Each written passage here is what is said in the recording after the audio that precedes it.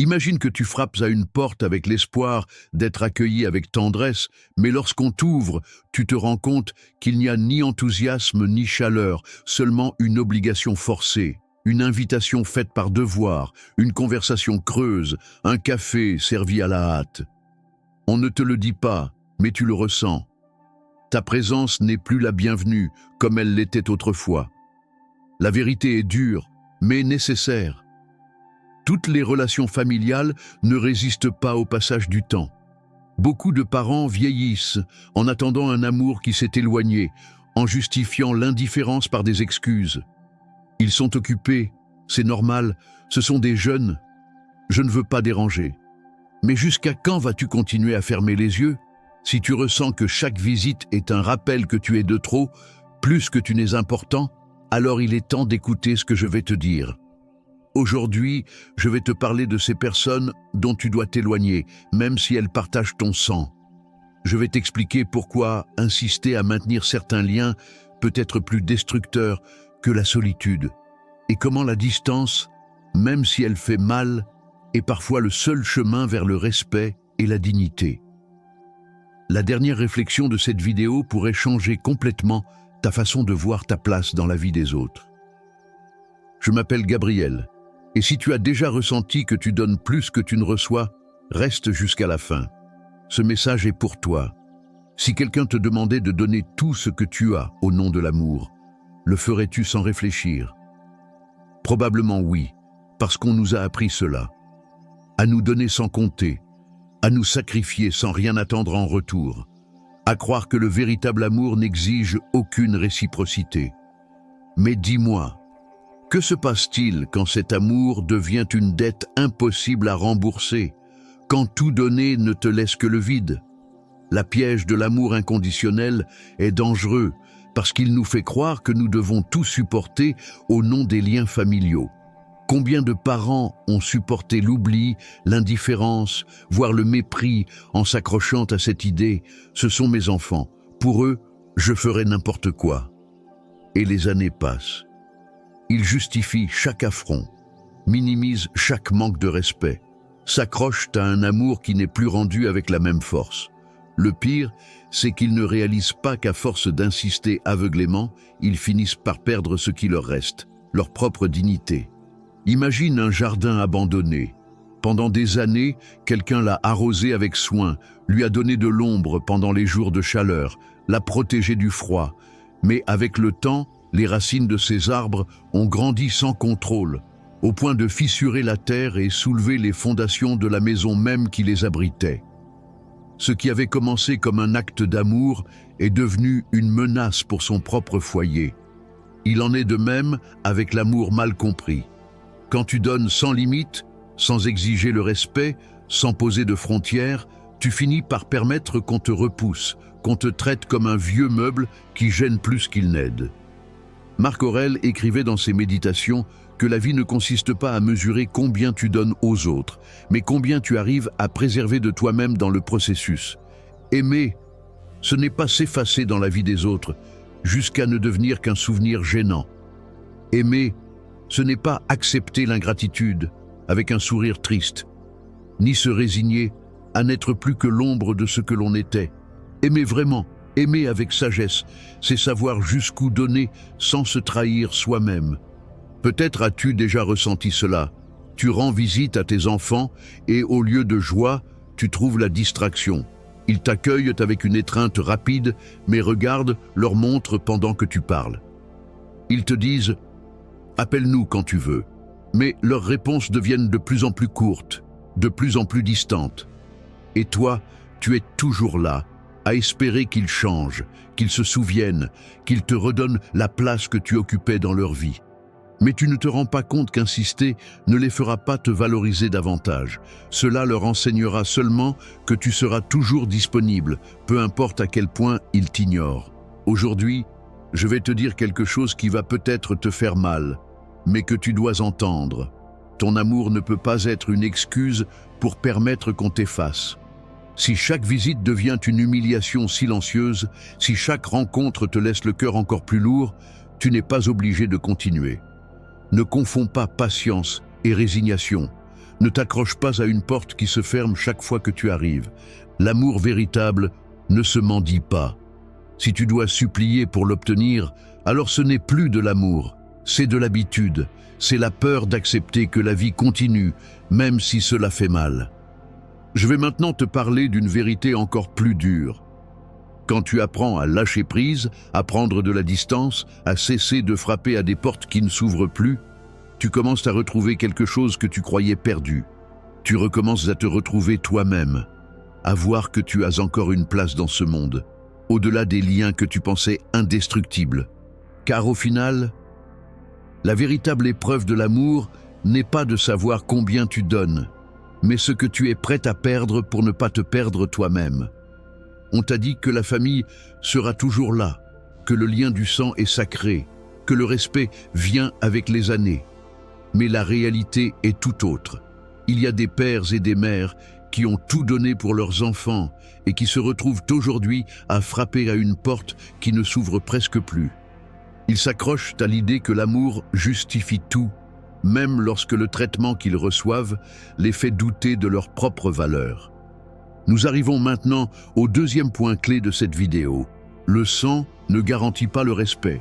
On nous a éduqués à croire que le lien de parenté apportait avec lui une loyauté inébranlable, que le simple fait d'avoir donné la vie suffisait pour que l'autre valorise toujours cet amour et le rende.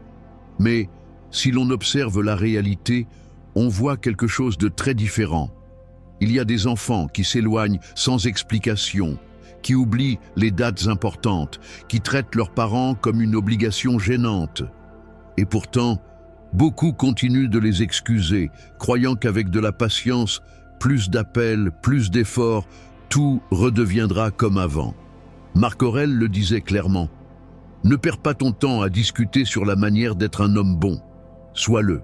Cependant, certains confondent la bonté avec la servitude, continuant à offrir affection et présence à ceux qui ne rendent que de l'indifférence. La vérité, c'est que le respect ne s'hérite pas, il se mérite.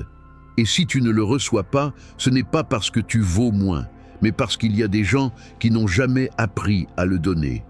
Peut-être que tu as ressenti ce nœud dans la gorge quand tu appelles et que la conversation dure à peine quelques minutes, ou quand tu rends visite et que tu te rends compte que ta présence semble plus une interruption qu'un moment attendu. Peut-être que tu as tout fait pour ne pas déranger, pour t'adapter à leur emploi du temps, pour montrer que tu ne demandes pas grand-chose, juste être une petite partie de leur vie. Et pourtant, chaque tentative semble vaine. La tristesse s'installe, mais l'orgueil t'empêche de l'admettre.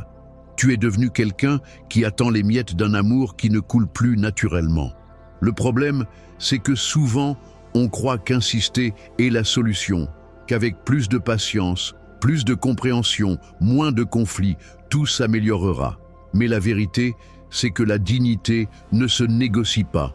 Si dans une relation tu dois te faire tout petit pour être accepté, alors ce n'est plus de l'amour, c'est de la soumission. Dans la Bible, Jésus a dit « Nul n'est prophète en son pays », et cela se vérifie souvent dans la famille. Il y a ceux qui accordent plus d'importance à l'avis d'un inconnu qu'à celui de leurs propres parents.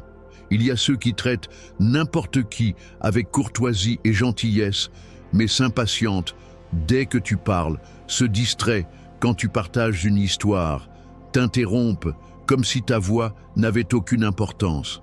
Et toi, tu restes là avec l'espoir qu'un jour ils réalisent ce que tu représentes, pendant qu'eux avancent en te tenant pour acquis. Mais il y a quelque chose que tu peux faire et que peu osent essayer. Prendre de la distance, même si ça fait mal. Pas comme une punition, pas comme une vengeance, mais comme un acte de respect envers toi-même. Si quelqu'un te valorise vraiment, il ressentira ton absence.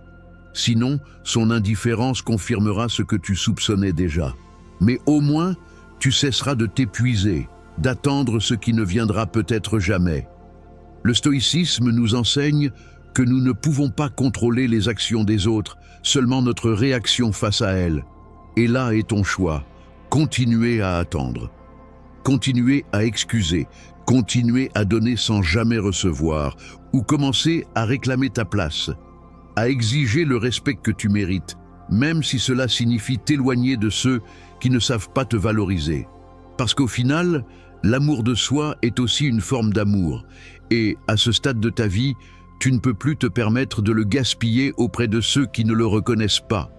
Le plus dangereux, quand on accepte l'indifférence des autres, c'est qu'on finit par s'y habituer sans même s'en rendre compte. Un jour, on t'ignore et tu laisses passer. Un autre jour, on te traite avec précipitation, avec lassitude, et tu te dis que ce n'est rien de personnel. Avec le temps, tu banalises ce désintérêt. Tu te convaincs que c'est comme ça, qu'il vaut mieux éviter les conflits, que tu as au moins encore une place dans leur vie, même si c'est au bord du cadre. Mais cette acceptation silencieuse est un poison lent. Ce qui commence comme de la patience finit par devenir une forme d'humiliation. Nous arrivons au troisième point de cette vidéo, et c'est ici que les choses commencent à changer. La solitude n'est pas le pire ennemi, la mauvaise compagnie, oui. On nous a appris à craindre la solitude comme si c'était une punition, comme si être sans la validation des autres signifiait être perdu. Mais on ne nous a pas dit que ce qui est réellement destructeur, ce n'est pas d'être seul, mais d'être entouré de personnes qui nous rabaissent, qui nous ignorent, qui nous font sentir inutiles. Parce que la solitude en paix te renforce, mais la mauvaise compagnie use ton âme. Pense à une maison pleine de bruit, mais sans vraie conversation. Une table entourée de gens, mais sans véritable connexion. Être physiquement présent dans la vie de quelqu'un ne veut pas dire faire partie de son monde. Il y a ceux qui préfèrent s'accrocher à des relations superficielles plutôt que d'affronter le vide, et qui finissent prisonniers de liens où il n'y a plus d'amour, seulement la routine.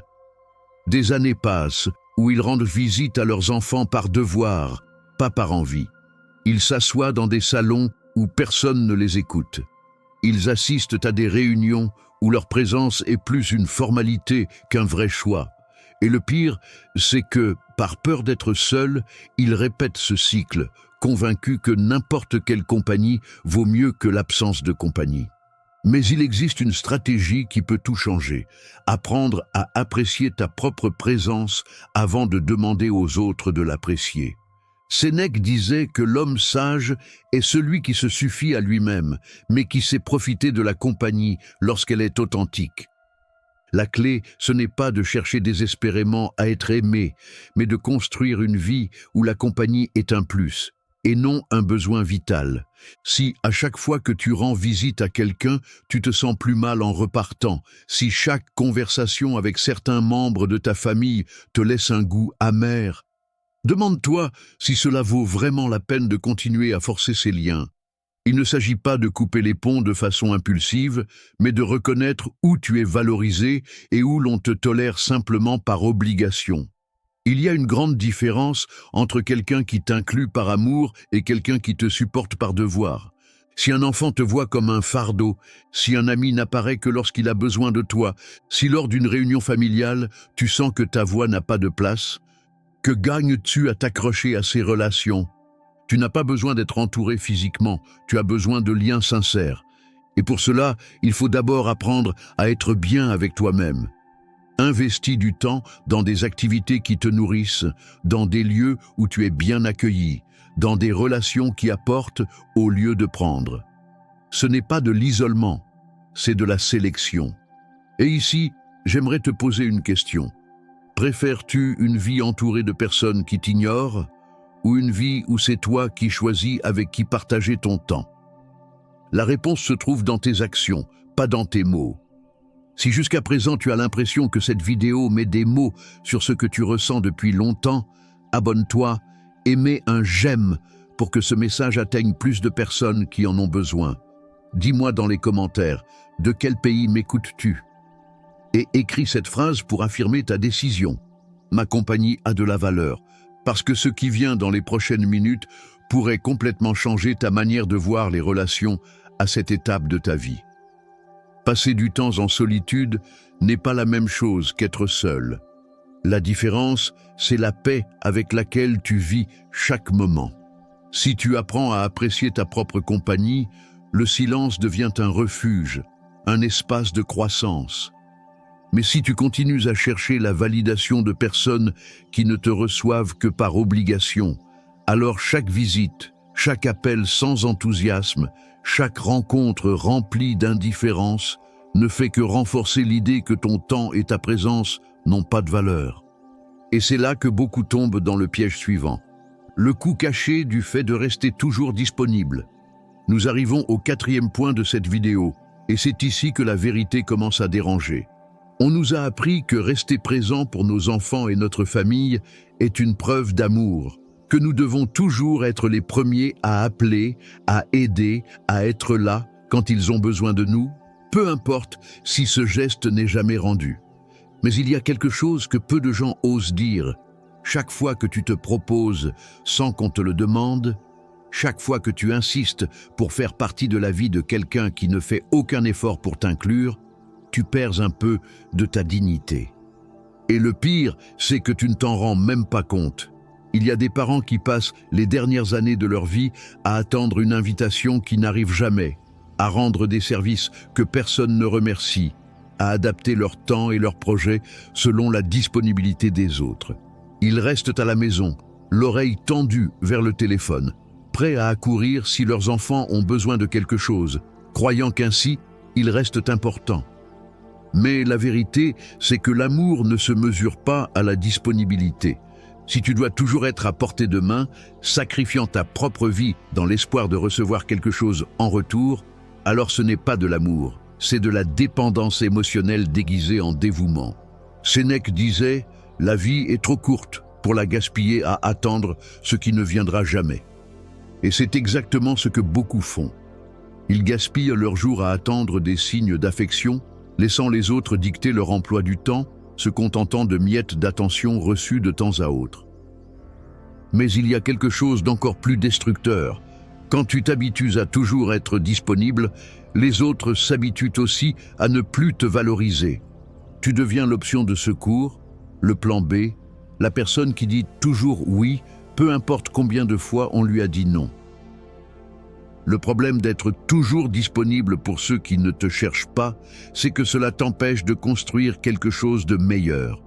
Pendant que tu attends que quelqu'un t'invite chez lui, tu perds l'occasion de créer ton propre espace. Pendant que tu attends qu'on t'appelle, tu passes à côté de nouvelles rencontres, d'intérêts qui pourraient réellement te combler. Pendant que tu restes accroché à l'idée que la famille est ce qu'il y a de plus important, tu ignores que toutes les familles ne sont pas unies par l'amour, mais par l'habitude, par l'obligation ou par une inertie qui ne fait que générer de la frustration. Si aujourd'hui tu te demandes pourquoi tu te sens vide, pourquoi chaque fois que tu aides quelqu'un, tu te sens encore plus seul qu'avant, il est temps de te poser une question inconfortable. Est-ce que tu donnes vraiment de l'amour ou est-ce que tu évites simplement de faire face à la vérité? Parce que la vérité, c'est que tout le monde ne te valorise pas autant que tu le crois. Tout le monde ne pense pas à toi quand tu n'es pas là. Tout le monde ne se demande pas comment tu vas pendant que toi tu passes ton temps et ton énergie à penser à eux. À un moment donné, tu devras décider, continuer à être disponible pour ceux qui ne te cherchent pas ou commencer à être disponible pour toi-même. La vie après 60 ans n'est pas une salle d'attente. Tu n'es pas là pour attendre que les autres te donnent un but, pour espérer qu'on t'inclue quand ils ont du temps à perdre ou qu'on ait besoin de toi seulement quand cela les arrange. Tu es là pour vivre avec intention, pour choisir avec qui partager tes journées, pour construire une existence où ta présence ne dépend pas de la volonté des autres, mais de la force avec laquelle tu décides de prendre ta place dans ce monde. Et cela commence quand tu cesses d'être disponible pour ceux qui ne savent pas apprécier ton temps et que tu commences à l'investir dans ce qui compte vraiment. Attendre le respect de quelqu'un qui n'a jamais appris à le donner, c'est comme espérer qu'une pierre te rende la chaleur que tu lui donnes avec tes mains. Tu peux la tenir, la protéger du froid, lui consacrer tout ton temps, mais elle restera une pierre. Et pourtant, combien de fois es-tu tombé dans ce piège? Croire qu'avec assez de patience, assez d'amour, assez de dévouement, tout finira par changer. Qu'un jour, ils se rendront compte de ta valeur, qu'ils ouvriront les yeux et comprendront tout ce que tu as fait pour eux. Mais le temps passe, et la seule chose qui change, c'est ton épuisement. Nous sommes arrivés au 5e point de cette vidéo, et il est important de ne pas confondre la patience avec la résignation. Il existe une ligne très fine entre attendre avec sagesse et attendre par peur. La patience, c'est comprendre que certaines choses prennent du temps. Mais la résignation, c'est accepter l'inacceptable. C'est tolérer qu'on t'ignore, qu'on te méprise, qu'on te relègue dans un coin de leur vie comme un meuble qu'on n'utilise que lorsqu'on en a besoin. Et le pire, c'est que plus tu le permets, plus il devient difficile de reprendre ta place. Les conséquences de la résignation face à l'indifférence sont dévastatrices. D'abord vient la tristesse, ce sentiment que quelque chose ne va pas, mais tu choisis de supporter. Ensuite vient la fatigue, ce poids de toujours donner plus que ce que tu reçois. Et tu continues à trouver des excuses. Puis, sans même t'en rendre compte, arrive l'habitude. Tu apprends à attendre sans bouger, à ne pas réclamer, à baisser la tête quand on t'écarte. Et quand cela arrive, quand tu t'habitues au manque de respect, quand tu choisis de te taire par peur de perdre le peu qu'on te donne, c'est là que tu te perds toi-même. Mais voici la vérité que personne ne veut te dire. Ce que tu perds en ne posant pas de limites est bien plus grand que ce que tu pourrais perdre en les posant. Si un enfant s'éloigne de toi parce que tu as cessé d'être toujours disponible, c'est qu'il ne t'a jamais vraiment apprécié à ta juste valeur. Si quelqu'un t'ignore lorsque tu décides de vivre ta vie sans dépendre de lui, alors son affection n'a jamais été sincère. Les personnes qui t'aiment vraiment, qui te respectent vraiment, ne disparaissent pas quand tu cesses d'être commode. Au contraire, quand elles te voient fort, quand elles voient que tu n'acceptes plus n'importe quoi, elles commencent à te regarder différemment. Le problème, c'est que beaucoup confondent l'amour avec la soumission. Ils pensent qu'aimer, c'est se taire, attendre, accepter n'importe quel traitement juste pour ne pas être seul. Mais l'amour-propre est ce qui donne forme à toutes les autres relations. Si tu ne t'aimes pas assez pour exiger le respect, personne ne le fera à ta place. Et c'est là que le changement doit commencer. N'attends pas que les autres changent, car cela échappe à ton contrôle. Mais toi, tu peux changer. Tu peux décider de ne plus rester dans un endroit où on ne t'écoute pas. Tu peux décider d'arrêter de justifier le désintérêt des autres. Tu n'as pas besoin de prouver ton amour par des sacrifices constants. Le stoïcisme nous enseigne que la seule chose que nous possédons vraiment, c'est notre esprit et nos décisions. Et toi, tu décides aujourd'hui si tu continues à attendre que les autres te donnent la place que tu mérites, ou si tu prends cette place toi-même, sans colère, sans rancune, mais avec la certitude que la vie est trop courte pour la vivre dans l'ombre de ceux qui ne te voient pas. Car au final, le respect que tu reçois des autres commence par le respect que tu as pour toi-même, et cela, personne d'autre que toi ne peut le changer. Regarde-toi dans un miroir et demande-toi, si aujourd'hui était ton dernier jour, que regretterais-tu le plus? Avoir posé des limites ou avoir trop supporté? Avoir pris les rênes de ta vie ou avoir attendu jusqu'à la fin que d'autres le fassent pour toi? Accepter la résignation est facile. Ça commence par céder un peu, se taire quand quelque chose fait mal, justifier l'indifférence. Puis, les jours deviennent des années, et un jour, tu te réveilles et tu te rends compte que ton temps s'est consumé dans l'attente, dans une amertume silencieuse, dans l'espoir qu'un jour quelqu'un te voie, alors qu'il est déjà trop tard. Nous en sommes au 6e point de cette vidéo et il est temps de parler de la clé pour être véritablement apprécié, même si cela fait mal. Voici une vérité que peu osent te dire. Si tu veux qu'on te manque, disparais. Parce que très souvent, la seule façon de savoir si tu comptes vraiment pour quelqu'un, c'est de cesser d'être toujours disponible. C'est arrêter d'appeler en premier, d'apparaître dès qu'on a besoin de toi, de t'adapter aux conditions que les autres imposent à ton temps et à ta présence. Car tant que tu continues à être là sans qu'on te le demande, tu resteras invisible. Imagine que tu décides aujourd'hui de ne plus appeler, de ne plus rendre visite, de ne plus insister. Une semaine passe, un mois. Qui te cherche? Qui remarque ton absence? Qui se demande si tu vas bien?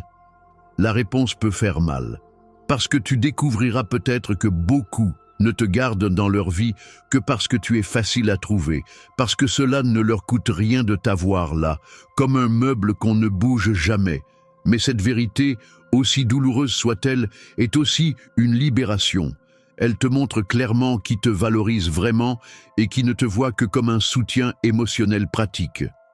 Le problème d'être toujours disponible, c'est que ta présence perd de sa valeur. C'est comme une chaise qui est toujours au même endroit. Personne ne la remarque, personne ne la déplace, personne n'y pense, jusqu'au jour où elle n'est plus là. Mais lorsque tu disparais, lorsque tu cesses d'être un accessoire prévisible dans la vie des autres, quelque chose d'intéressant se produit. Certains t'oublieront, et avec cela, tu n'as rien perdu. Mais d'autres, ceux qui t'apprécient vraiment, ceux qui t'ont pris pour acquis sans s'en rendre compte, ressentiront ce vide. Ils se demanderont où tu es. Pourquoi tu n'insistes plus? Pourquoi tu ne les appelles plus? Et c'est là que tu découvriras qui mérite réellement ton temps. Il ne s'agit pas de punir qui que ce soit, ni de jouer avec les sentiments. Il s'agit de dignité, de comprendre que tu n'es pas ici pour être l'ombre de quelqu'un, ni un recours de dernière minute, ni un simple figurant dans des espaces où tu n'es pas apprécié. Il s'agit de te rappeler à toi-même que tu as de la valeur, que ta présence est un privilège, pas une obligation, et que si quelqu'un tient réellement à toi, il doit le montrer. Il ne doit pas supposer que tu seras toujours là, peu importe comment on te traite. Le stoïcisme nous enseigne que le détachement ne signifie pas cesser d'aimer, mais aimer avec sagesse. Cela ne veut pas dire s'éloigner de tout le monde, mais arrêter d'entretenir des relations qui n'existent que parce que toi seul les fais vivre. Si tu disparais et que personne ne te cherche, tu n'as pas perdu une famille, tu as perdu une illusion. Et cette perte est le premier pas vers une vie dans laquelle tu ne te contentes plus d'attendre qu'on te voie, mais où tu choisis avec qui partager ce que tu es. Parce que ta vie, ton temps et ta présence méritent plus que l'indifférence de ceux qui n'ont jamais su apprécier ce qu'ils avaient. Si tu es arrivé jusqu'ici, c'est qu'une partie de toi sait qu'elle a vécu dans l'attente, dans la justification, dans la nostalgie de ce qui a été et n'est plus. Tu as vu comment ta présence est devenue une habitude pour les autres, comment ton amour a été considéré comme un dû au lieu d'un cadeau. Et tu as compris que la seule façon de retrouver ta valeur, c'est de faire ce que peu de gens osent faire, disparaître, pour voir qui, réellement, ressent ton absence. Mais maintenant vient la question la plus importante de toutes. Qu'est-ce que tu vas faire de cette vérité ? Nous en sommes au 7e point de cette vidéo, et c'est ici que tout prend son sens. Tu ne peux plus continuer à attendre que quelqu'un d'autre te donne une place dans sa vie. Il est temps de construire ton propre refuge, d'arrêter de chercher l'approbation de ceux qui ne savent pas te valoriser et de commencer à donner un vrai sens à ton temps autrement.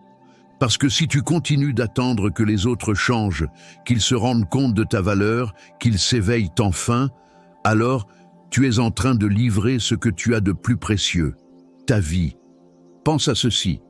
Si aujourd'hui tu décidais d'arrêter d'appeler, d'arrêter d'insister, d'arrêter d'ajuster ton emploi du temps à la disponibilité des autres, que ferais-tu avec ces heures que tu passais à attendre? Où mettrais-tu cette énergie que jusqu'à maintenant tu as gaspillée dans des relations à sens unique? Certains, en lâchant ce qui les blesse, découvrent des passions oubliées, de nouvelles amitiés, des chemins qu'ils n'auraient jamais imaginés. Et d'autres, par peur de lâcher prise, s'accrochent à une chaise vide, à un téléphone qui ne sonne plus, à une affection devenue froide. La différence entre ces deux types de personnes, ce n'est ni la chance, ni le destin. C'est la décision d'agir au lieu de se plaindre. Le problème, c'est que beaucoup confondent renoncer à ce qui fait mal avec renoncer à la vie. Ils pensent que s'ils arrêtent de s'accrocher à des liens brisés, il ne leur restera plus rien. Mais la vérité, c'est que ce n'est qu'en laissant partir ce qui ne te nourrit pas que tu peux faire de la place pour ce qui en vaut vraiment la peine. Et voici la seule vraie question qui compte. Vas-tu continuer à investir ton temps à essayer de prouver aux autres que tu mérites leur attention? Ou vas-tu enfin commencer à vivre pour toi-même? Le stoïcisme nous enseigne que la seule vraie liberté naît du détachement. Tu ne peux pas contrôler si quelqu'un t'aime, si quelqu'un te cherche, si quelqu'un te valorise, mais tu peux contrôler comment tu choisis de réagir face à cette réalité. Tu peux continuer à lutter à contre-courant, en attendant la reconnaissance de ceux qui ont déjà montré qu'ils ne savaient pas te consacrer leur temps. Ou tu peux lâcher la corde, construire une vie qui ne dépend plus de la validation des autres et découvrir que, quand tu cesses de courir après ce qui t'ignore, ce qui est vraiment important commence enfin à venir vers toi. Aujourd'hui, tu as deux choix: continuer sur le même chemin, à justifier, à attendre, à porter la tristesse de ne pas te sentir important dans la vie des autres, ou te lever et commencer à créer un espace où ta présence soit un cadeau et non un poids. Un espace où tu n'as pas besoin de demander la permission d'exister. Un espace où chaque jour est un sens parce que c'est toi qui lui en donne un. La décision t'appartient et il n'y a plus de temps à perdre. Si tu es arrivé jusqu'ici, ce n'est pas par hasard. Cette vidéo n'est pas facile à regarder car elle t'oblige à affronter une vérité que beaucoup préfèrent fuir. Elle t'a mis face à un miroir dans lequel peu de gens osent se regarder. Et pourtant, tu es là, en train de faire face, d'accepter qu'il y a quelque chose dans ta vie qui doit changer. Mais comprendre ne suffit pas. Ce n'est pas assez de dire « tu as raison » ou de reconnaître que quelque chose ne va pas. Parce que la conscience sans action n'est qu'une autre forme de se mentir à soi-même. Maintenant que tu sais ce que tu sais, qu'est-ce que tu vas en faire? La majorité va continuer comme avant, va retourner à ses justifications, à ses silences, à faire semblant de ne pas avoir entendu ce qu'elle a pourtant bien entendu. Parce que changer fait peur. Parce qu'il est plus simple de rester dans la routine. Parce que prendre le contrôle de sa vie, c'est accepter que tout ce qu'on a laissé faire jusqu'à maintenant a été un choix. Et tout le monde n'est pas prêt à assumer cette responsabilité. Mais quelques-uns, les rares qui sont vraiment prêts à vivre avec dignité et non dans la résignation, eux, vont faire quelque chose de différent. Ils vont réfléchir avant de décrocher le téléphone à nouveau. Ils vont faire une pause avant de chercher une autre excuse pour rendre visite à ceux qui ont déjà montré qu'ils n'en avaient pas besoin. Et plus important encore, ils vont commencer à se demander ce qu'ils peuvent faire de ce temps qu'ils perdaient auparavant à attendre. Si tu fais partie de ceux qui ont décidé de s'éveiller, je veux que tu le confirmes dans les commentaires. Écris « Mon temps a de la valeur » et précise le pays depuis lequel tu m'écoutes. Parce que c'est cet engagement que tu prends avec toi aujourd'hui à travers cette vidéo. Te rappeler chaque jour que tu n'es pas là pour remplir les vides dans la vie des autres, mais pour occuper pleinement ta propre place. Que tu n'as pas besoin d'être regretté, tu as besoin d'être respecté. Et que la seule façon pour que l'on te valorise, c'est de commencer à te valoriser toi-même. Cette chaîne n'existe pas pour te sucrer la réalité, ni pour te donner des paroles réconfortantes qui te maintiennent prisonnier de la même vie qu'avant. Elle existe pour te confronter, pour te réveiller, pour te rappeler que tu as encore du pouvoir sur ton destin. Mais seulement si tu décides de le prendre en main. Abonne-toi si tu sens que ce message t'a été utile et si tu souhaites continuer à recevoir du contenu qui ne parle pas à ton confort, mais à ta force intérieure. Et partage cette vidéo avec quelqu'un dont tu sais qu'il en a besoin, même si cela le dérange, même s'il refuse d'écouter au début. Parfois, la vérité qui fait le plus mal est la seule qui peut vraiment nous libérer. Ne t'arrête pas ici. Sur l'écran, tu as 2 autres vidéos qui peuvent t'aider à continuer sur ce chemin. Choisis-en une et poursuis ton parcours, car ceci n'est pas la fin de la conversation. Ce n'est que le début.